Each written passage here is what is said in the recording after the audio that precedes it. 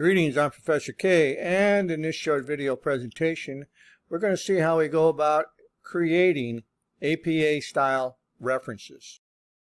One of the questions I often get asked is, why do we have to cite our work? Well, we have to cite our work to show that we did do some research. And our research is what we use to validate what we have written. We don't validate conjecture. We don't validate what we think is correct. We do our research, we go out and we find sources that are scholarly, and we take those resources and we paraphrase what we have gotten, and then we cite those sources so that others can go to those sources if they need to and gather more information. All right, so let's bring up our web page here, and there's a couple of different types of citations that we can create. Of course, we want to be able to use scholarly references whenever we can, but we don't always have to. If we can find a web page that is a solid reference and it meets a certain criteria, we can use that as a reference. In this instance, I'm going to show you how to use Google Scholar, and I'm going to show you how to cite what you find up inside of Google Scholar. So in the Google search bar, I just typed in Scholar. I'll go ahead and hit enter. On the next page, we can go over here to Google Scholar. Now we have to tell it what it is we want. I want articles, and I want to do something, let's just say cybersecurity. All right, and let's just do cybersecurity threats. Now I bring up a bunch of different scholarly articles that have been written by individuals who are experts in the field of cybersecurity threats. Now, normally we don't use anything that's more than 5 years old. So I'm going to go over here and I'm going to say I don't want anything older than 2019. Let's go down here and take a look at what we got. We're going to grab something that looks like it applies to what we're writing. And let's just say cybersecurity threats on digital banking. Now, once I have decided that I'm going to use the information from this scholarly article, what I'm going to do next is I'm going to cite it. Now, up inside of Google Scholar, you have this option here to cite what it is you found that you want to use.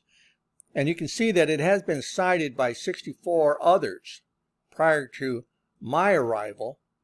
And this little bit of information right here helps us to ensure that the information we're using is probably validated properly. So I'm going to go over here and I'm going to click on where it says cite. And that's going to bring up all the different styles of formatting that I can use to cite this article. I want APA. I'm going to go ahead and grab this here, like so. Bring up my paper. Scroll on down here to where we come to the reference section. And I'm going to go ahead and blow this out of here. Let's see if I can get this out of here without too much grief. There we go. All right. So now I have to go down here and I have to have a new page. So let's just go ahead and add in a page. So I'm going to go ahead and at the end of here, I will select a blank page. And there's my blank page. Now, this blank page here has to have the word references centered at the very top of it. And I'll just go over here and I'll just highlight this word. And I'll go back to home and I will select to justify it centered. All right, there we go. Now I will go ahead and give myself a space. I will do a Control V, and there's my citation, except it is not APA because it doesn't have a hanging indent. I will go ahead and go to my paragraph. Here we're going to select where it says indentation, pull this down, and I'll select hanging, say OK, and now it is APA. It's important to remember that your citations must use the same font, font size, and font color. So let's go back up in here. Let's find out what font we're using. We're using Times New Roman.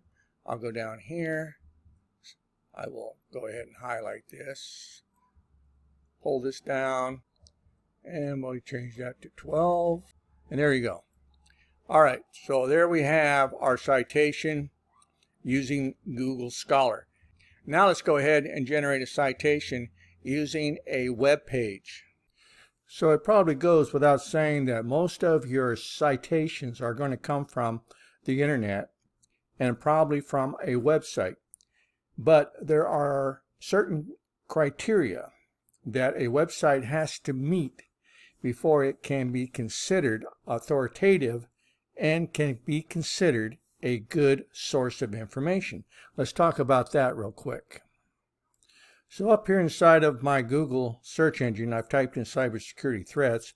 Let's go ahead and hit enter. So there are basically three things that you have to look for when you're thinking about citing a website. The first thing you're going to want to consider is the reputation of the website itself. Is the website a reliable source of information?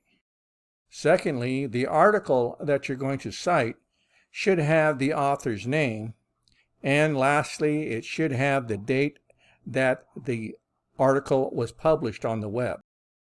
So even though a lot of these sites are probably reputable and we could use them, I'm looking for a website that has that reputation that I need, but I also want to see the author's name and the date that the article was published. Now, you're not going to get that all the time, but you want to try to find those three things because that's going to validate that source that you're citing.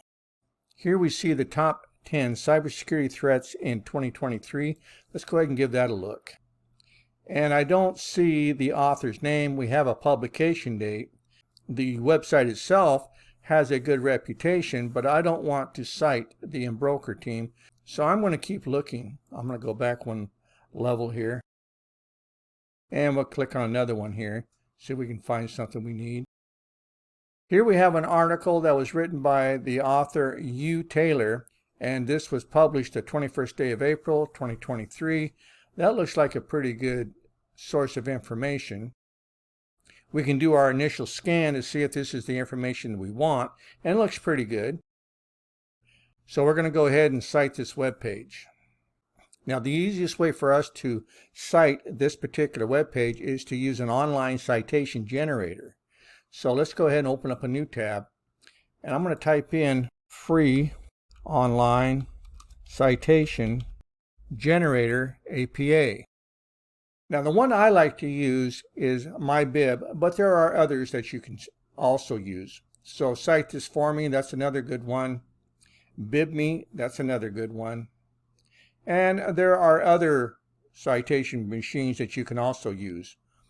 So let's go ahead and take a look at our first choice up here, MyBib. Bring this up. Give it a second to pull up here. So let's go ahead and create our first online citation. I'm going to go ahead and click on citation.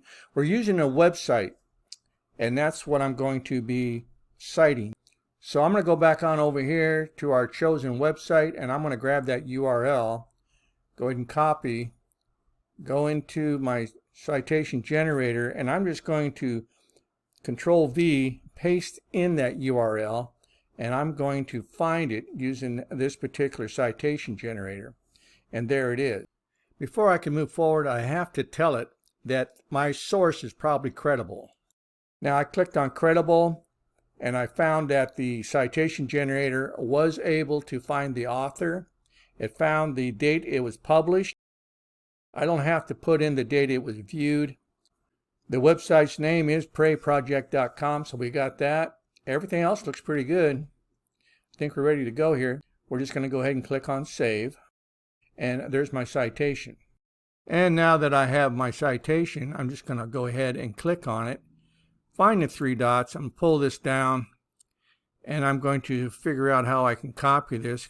Copy the bibliography entry. I'll do that. Let's go back to my Word document. And I'm going to right click in here and I'm going to paste. And I'm going to go ahead and format that correctly by going up here to the paragraph tool. Pull that down. I will go ahead and under indentation, I will pull down the window and I will select hanging. I will say OK. There you go. In this case, we're going to have to go ahead and justify it to the left. And there you go. Now we have our citation in place with a hanging indent. Besides having a citation, you're also going to have to be able to generate an in-text citation. Now, if we go back on over here to our citation that we generated, we can go ahead and click on that citation one more time, or just highlight it. Go find the three dots, and here we have copy in-text citation. Go ahead and grab that. Now we go back to our web page, scroll up here, and what I can do here is I'm just going to go ahead and type in something. And I'll just say that this is my paragraph. And what I'm going to do now is I'm going to give it a space, and I'm going to right click here, and I'm going to paste, and that should say Taylor 2021. All right. So that's my in-text citation. That's going to point back to my citation on my reference page. Now, the reason we do that is to provide this breadcrumb so that people can find the citation easily and use that citation to travel on back out to the internet, find the website, and they can gather more information. And so in this short video presentation, you got to see how we go about creating a citation using a valid source from the internet. You got any questions, you got concerns, please don't hesitate to reach out, contact your instructor, and I'll see you in my next video.